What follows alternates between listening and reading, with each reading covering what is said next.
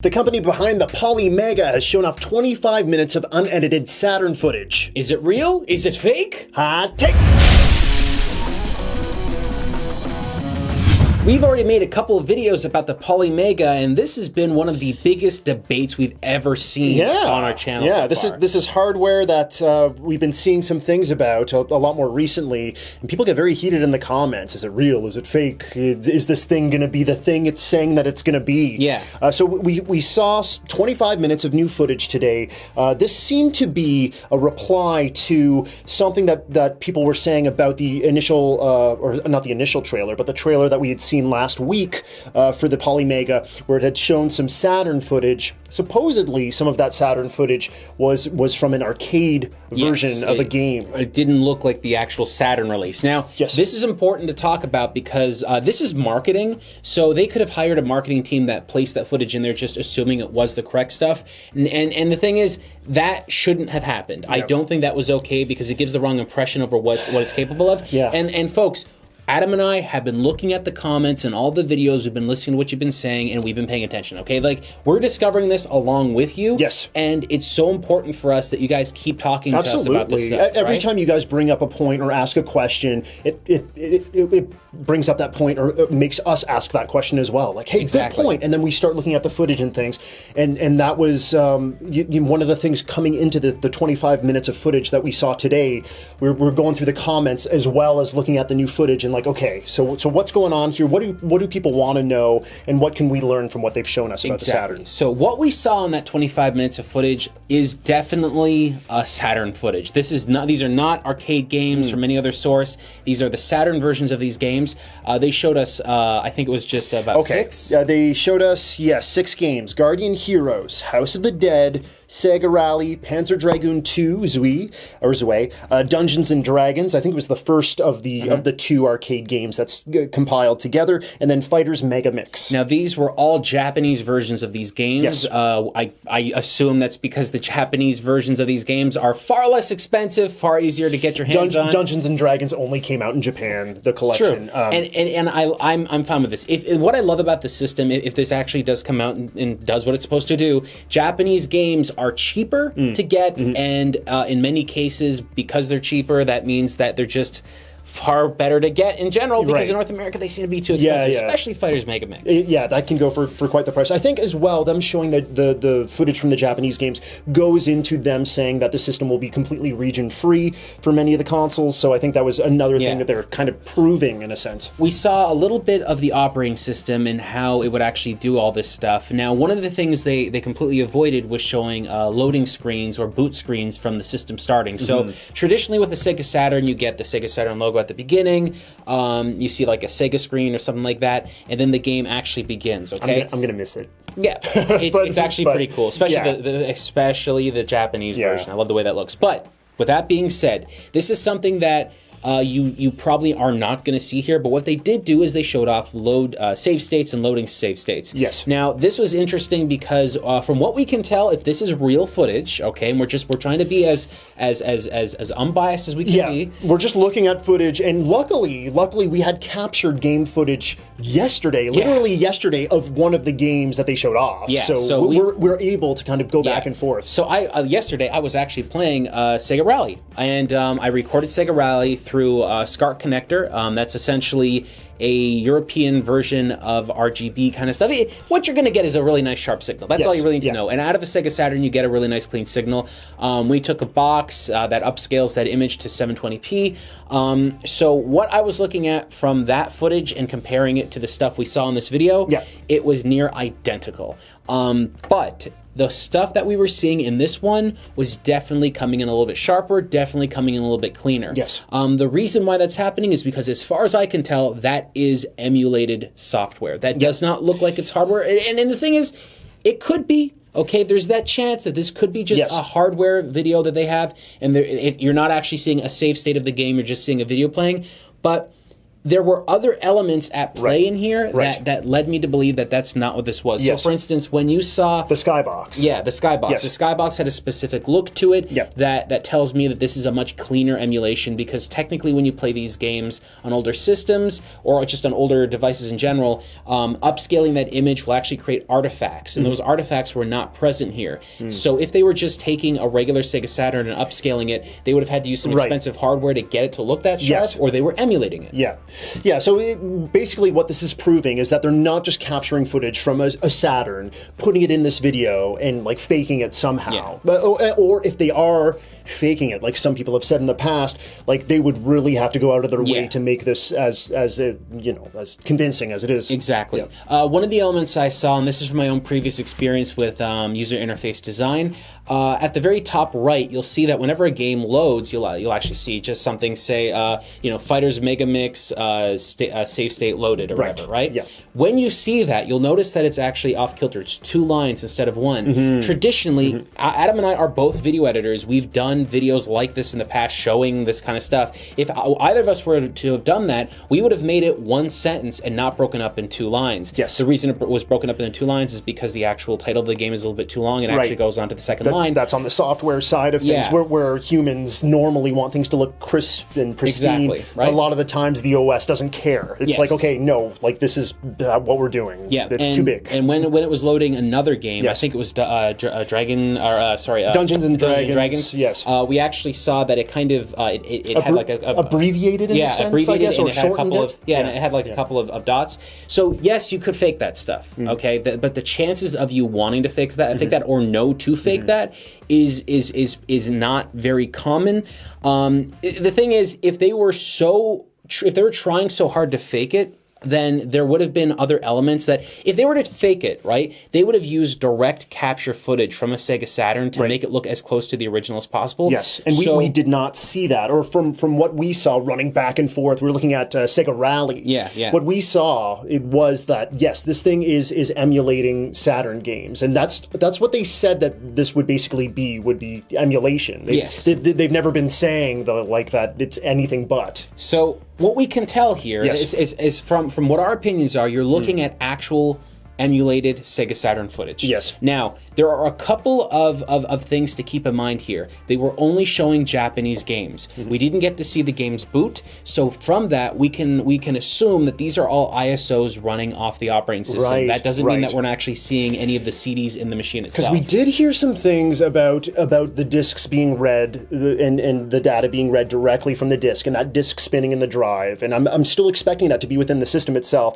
All of these seem to be ripped. Yeah, and which is fine, right? This is something that I'm okay with. They said that that's what the system could do as well. And it, like being able to load a save state effortlessly and that quickly was really fun to see. I love that idea, and I like the idea that if the game did have saving in mind, you didn't have to worry about that anymore. Now you can just basically just run it this way. One thing that we did dislike that you mentioned first was that we saw House of the Dead, and House of the Dead traditionally, when you played it in arcades and when you would play it at home, you'd want a light gun. Yes.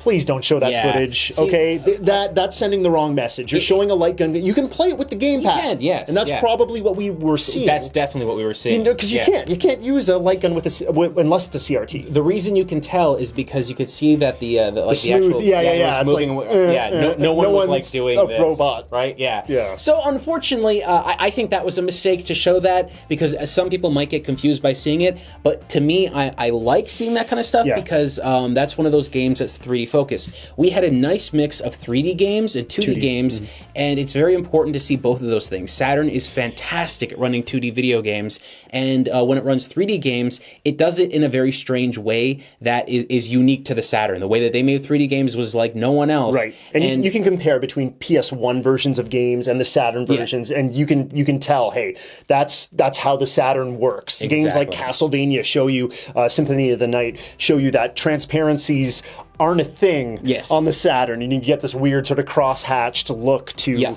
try and fake it. And what I like too is when we were actually seeing this footage, you could see that actually during the moments of House of the Dead, when they were shooting the zombies, you'd see like the blood or the scratches, and you could actually see that crosshatch effect, so you could see through things. Yes. And bad upscaling techniques will actually blur that, so it'll actually create its own fake transparency from what we've experienced from video editing in the past. Yes. So what we saw is as close to emulation as what we could assume would be possible with this thing.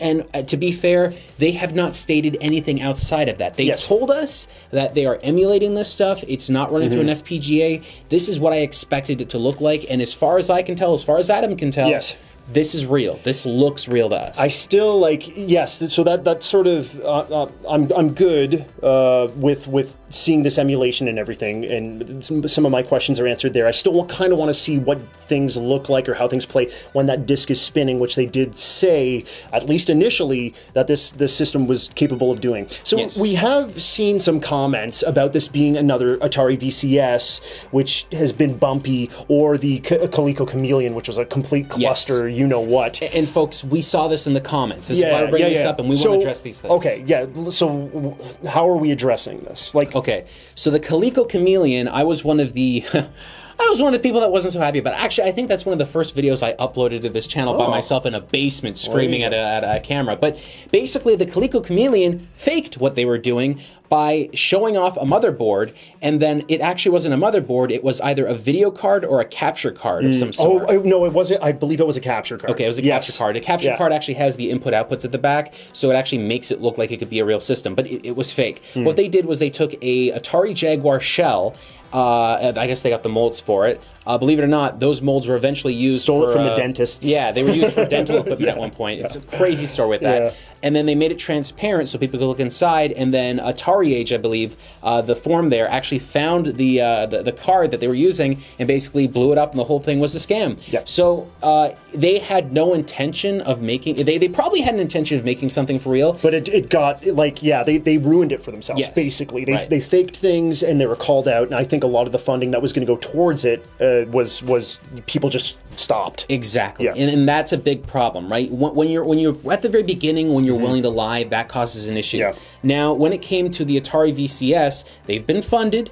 There's a whole bunch of people that have backed them. And actually, we have gotten some of the controversy that we're seeing with the Polymega. We had that with the Atari VCS as well. Yes. Now that you bring it up, I'm sorry to cut you off. Remember your point. The trailer footage. Yes. So they had taken trailer footage in their trailer wasn't actually running on the VCS itself. Yes, it wasn't running on the real VCS hardware. We saw that now with the Polymega as well. And they also were showing off video game footage, and the original developer of the footage said, I didn't say that doesn't run on that piece of hardware. There was a whole bunch of issues that were happening with that. There have been a lot of conversations going on online. Some people are still trusting them, a lot of people aren't. So there is a continuing problem with that. But one of the biggest reasons why the Atari VCS is in the position that it's in right now, despite the fact that it has had a massively successful campaign, was that a lot of journalists have actually been attacked by Atari. One of them most recently, I forget which one it was, basically said, hey, you said all this to me in a room, and we were on record, and this made it sound like you don't know what you're talking about, and you made it sound like a scam. And then the person I think is the head of Atari, whoever it is, basically said, oh, he's making all this up. I never said anything like this. So that journalist went, here's the recording of us talking. Here it is. And everything that journalist said was true, and everything that Atari representative, whatever it was, he said it was fake. So when they're willing to lie on the record like that, it can be worrisome. They have enough money to make something happen. But at this point, there is a lot of stuff to be questioning. Yes. Now. So we laid that all out. So why does this feel slightly different? Okay. The reason this feels slightly different is because the things they could have lied about, for instance, they talked about having FPGAs with a bunch of systems. That's been backtracked now. They're not promising that. That's actually good. I know for a lot of people you want those FPGA systems, but we're seeing a lot of comments that say no FPGA. Okay, I'm out. So that's going to be an issue, and for a lot of people out there, it's going to be one of the defining factors for the system. But understand that by the fact that they're basically stating now that they can't do FPGAs, because remember, all those things they said originally were from like a year ago. They're kind of saying that the FPGA isn't necessary because they have this new, more powerful chipset. Yes, was basically what they said. The Atari VCS was creating its own chipset, its own ideas, its own philosophies. It's a lot of stuff going on there. But with these guys, what they're doing is they're taking an Intel Core 2, I think? Yes. Yeah, so they're actually using a dual core. A dual core. They're using a dual core chip that is a common chip. Anyone could get their hands on it. Anyone could make something like this. They're combining it and packaging it up, making the software for it, and they're doing that themselves. That's the hard part, but they're not promising us something that is impossible right now. They're not promising something that simply isn't capable of being done. One of the things that you'll notice is if you go to watch the videos in the past that they've shown off, they actually show the attachment piece clicking into place. The module, yes. The module, and you can see the connection port there. Traditionally, if someone was to fake this, you wouldn't see that kind of connection port. And whatever that connection port is, I've actually seen things similar to that with old-style laptops that actually hook up to the base units. So, for instance, way back in the 80s and 90s, a laptop would be very bare bones, and it would be as small as it could possibly be. And if you wanted any extensions on it, you would actually hook it up to like a base station. Yeah. That base station port looked very similar to me, so that just means it's like a lot of data being transferred through a port. We don't know like for sure that it's the same. Like true, we can't. I'm not saying it's the exact same one. Yeah. It's just that's the idea of what that is. So that's kind of that's what that is. If I saw a USB port clicking together like that, there would be a question. But they're showing a locking mechanic. They're showing a male end that definitely is going into a female end. Yes. They're showing some actual points there that took a lot more effort and thought to put into it. And if they were going to fake that stuff, it's easier to fake it in other ways. So along with what you're saying, we've also seen not only like renderings of some of these things, but we've actually seen quite a bit of real physical hardware in some of the videos that the Polymega team has been showing off on their YouTube page and through other like news websites as well. Absolutely, yeah. Nintendo Life did an article on it. The system's been out there in the wild far more than these other systems, and where some of the other systems that we had talked about that people have been, quote unquote saying scam with, there have been issues with them when they were brought to live shows. Hey, this controller doesn't have anything in it per se. The unit, there's some funkiness going on here. It doesn't seem legit. Whereas this thing's been to E3, it's been to other trade shows, and so far people have actually played it and haven't had anything crazy to say about it. Yeah, again, it's not to say like, I don't know, man, we could wake up tomorrow and it could be like, oh, this thing's been busted wide open. But right, it's true. From what we've seen so far, things are on the up and up. Some things have changed about the system, which some people might not be so happy with, FPGA, right? But it still seems like they're delivering a product that they're saying it is what it is. Yeah, exactly. I mean, the controller they showed off that's being bundled with it, they didn't design that controller. They're licensing it from another company, and I've used that controller. I've seen it before, so I know what it is, and I can trust that it's going to work as well as it did originally. When they are talking about, like, even if they were to have just gone to an event and used a Core Duo computer, right, to actually play these games in a software side, there's nothing technically wrong with that. That's what's going to be in the final build, right? The problem is when they basically lie about what's going to be inside and say it's like a custom proprietary chip, it's all this unique stuff. Yes, which we've seen in the past from other companies. Exactly, right? And those are when you get into issues, because once you start doing that, that's when you start to have problems with being able to trust these companies, because they basically can just lie all the time. Yeah, I mean, we can't forget that some of the systems, like the PS4 and Xbox One, before they were finalized, those were basically computers that were going out to different developers and different companies. These are the specs of what you're developing for. This isn't the finalized version. And if that is the case with the Polymega, then I say that's fair game. I think that one of the most important things of this too is that when you look at what they're doing, in order to basically question them, or to not to question them, but to be very critical about what you're seeing from this company, this is like getting into it and wanting to pre-order one. That's a risk, but pre-ordering is always a risk. It's a risk when you pre-order video games or when you pre-order tickets for a movie. You never know what the end result's going to be like. And hardware has that exact same issue. But one of the things that you may not think about this is every time we've seen these other companies talk about their hardware, sometimes they're afraid to show what's inside. Even if they were to show us what was inside this, I have more confidence in them saying that they're going to use this one specific chipset because it's really not that much of a crazy idea. It's if they were to say something like, "Oh yeah, we've got 3 FPGA chips just like stacked on top of each other," and it's a new, completely different sort of setup than you've ever seen before. It's only here in the Polymega. Then red flags up immediately, right? Yes. So and that can be a substantial issue, right? But there are some other issues that we want to talk about. For instance, the BIOS. Oh yeah, well yes, yeah. It's a question that's raised, right? Yes. So that's something that we need more discussion about, and hopefully we can reach out to the team at Polymega and figure all this out. So what's going on with the BIOS? Did they make their own BIOS? Does it need to be a thing? I mean, you needed a Sega Saturn BIOS, as far as I know. Correct us if we're wrong, because we do want this information. But you did need a BIOS to run these emulators. Yes. So the idea is that inside of these original consoles there is a proprietary technology, essentially a set of software rules. Yes, hardware rules. This was mostly for the CD-based systems. Yeah. And basically, to play any of these games on an emulator, you need that original BIOS file. Now, if they didn't make their own, and there is a possibility that they could have made their own. I know a lot of folks out there might say they can't, but hey, a little while ago, no one ever thought you'd be able to hardware emulate a video game console in FPGA chip, but here we are.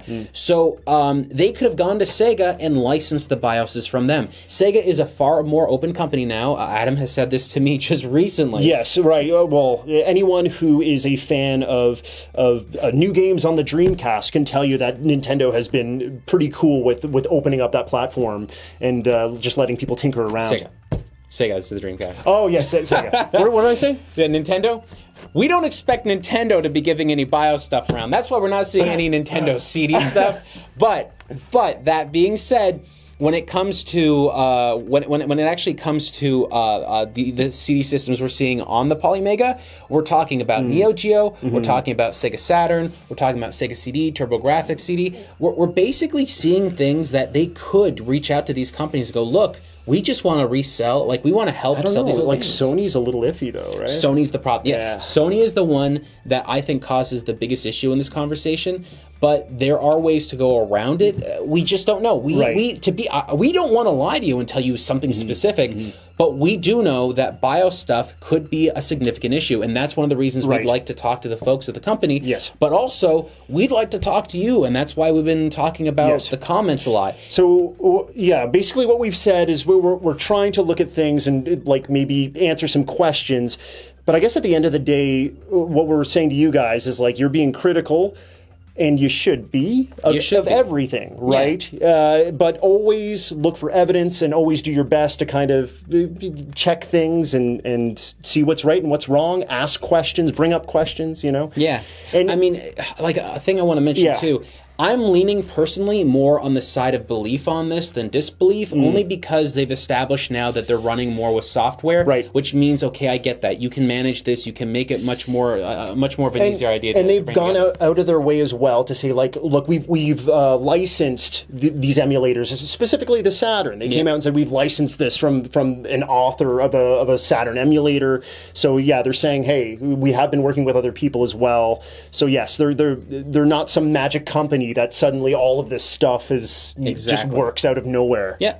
So for me, I lean more that direction, but I know that not everybody agrees with that. But I think that showing this footage was a nice step forward to basically talk about all this stuff. Will I blindly pre-order this thing? No. I'm going to wait until this thing's out in the wild, and I'm going to ask questions, and I'm going to be reviewing all the footage and stuff until we do get this thing. I want it. Yeah, if it does what it says, it seems like a great way of taking my collection and placing it on one system. That's exactly how I feel. To know that there could be one system that covers all of my retro concerns in one package is such a nice thing. And to take my older Saturn games and PlayStation games and basically save them to a hard drive and keep them there, that's a nice idea. And then the loading times get reduced. I tell you, if this works right, and from what we're looking at right now, there's some changes here and there, but it sounds like they're on the right course. If this works right, folks, this could be a very big deal in the retro scene. Having one system that does everything at once,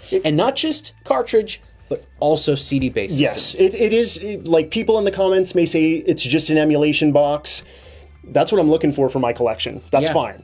That's fine. If you're looking for something else that's hardware-based, hey, buy the original hardware. It's cool. I have all the original hardware for my games, and I can play them that way. But if I can have another way of having that collection there for parties or for myself, if I don't want to take out all my old hardware and stuff, I want that. If I'm capable, here's the thing. This is why I like this idea so much. It's taking my original games. Emulation boxes are fine. Anyone can make them. But to have a box that I've purchased that is already set up in a way that I can collect all my games and save them and just take my collection, just throw the discs into the machine and have them saved that way, and the cartridges, that is one of the coolest ways to back up your hardware, to back up your software, and just to keep it there in a very easy to use way. It's the ease of accessibility that makes this console so interesting to me. And I feel that if you were to make your own emulation system, I don't feel you'd have that same way. I know we have Hyperspin, and there's a bunch of other pieces of software out there that put visual front ends to a whole bunch of different emulation software, but realistically, what I'm looking at with this thing is just an ease of use machine.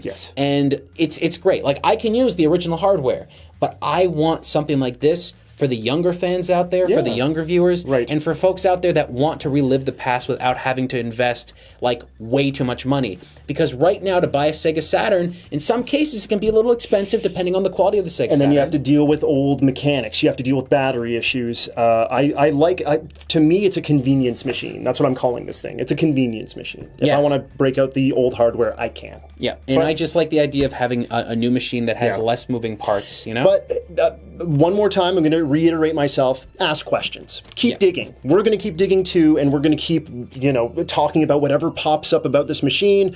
I hope it delivers. It looks like they're willing to talk. It looks like they're willing to share things, and I think they're more excited to do this. But as someone that's been kind of in this experience before with Kickstarter and stuff, and just in general launching a product, I can tell that they have a wave of people talking to them all at once, and it's really difficult to try and deal with all that stuff. You've got people that are working in the engineer field that are just working on engineering. You got people that are working on the software side that are working on software, and people that are working on graphics and assets. And some of those people are not social media masters. In fact, this is one of the biggest difficulties that a lot of people don't understand when starting any kind of project like this. It's dealing with the social media. And yes, it's true. Their website had issues, but folks, they don't run their servers. They don't own the servers. I mean, they rent them from whatever company is out there, but likely they didn't set up a server in their basement just to get this website going. I don't know. There were rumors about, DDoS attacks and stuff, too. I don't know if any of that's true or what. Exactly. It's a lot of stuff. There are so many things that can come into play that can cause problems,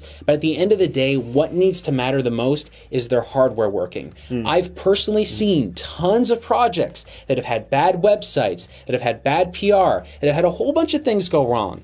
But when the product came out, it was a good product. And at the end of the day, that's what matters the most. And I firmly believe that we're looking at something that has a lot more promise to it than it does pullbacks. If nothing else, I believe that they've proven that it deserves to be followed. But, to me, I'm going to be following this project. Sure. Yeah. Anyway, folks, what do you think? Are you more excited about this than the past, or are you thinking that this still might be a little bit of something you can't trust? Let us know what you think in the comments below.